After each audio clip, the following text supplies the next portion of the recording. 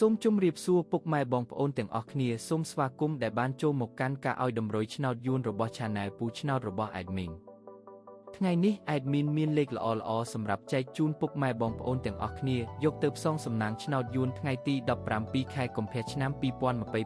2026 Admin មានលេខតូចនិងលេខធំសម្រាប់ចែកជូនពុកម៉ែបងប្អូនទាំងអស់គ្នាដោយមិនគិតថ្លៃនោះទេមុននឹងចូលទៅកាន់តម្រុយ Admin សូមឲ្យពុកម៉ែបងប្អូនទាំងអស់គ្នាជួយចុចជាវ Subscribe ឲ្យមេដៃនិង Comment ឲ្យ Admin ម្នាក់មួយផងទុកថាឲ្យកម្លាំងចិត្ត Admin ដើម្បី Admin ចេញនៅវីដេអូតម្រុយថ្មីៗសម្រាប់ចែកជូនពុកម៉ែបងប្អូនទាំងអស់គ្នាជាបន្តទៀតឥឡូវនេះពុកម៉ែបងប្អូនទាំងអស់គ្នាយើងចូលមកតម្រុយតែម្ដងចំពោះពីលេខឬលេខតូច Admin ឲ្យលេខ53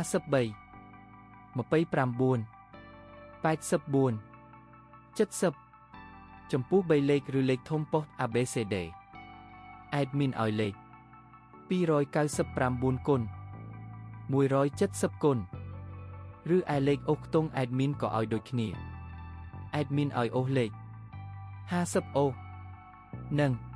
80អូស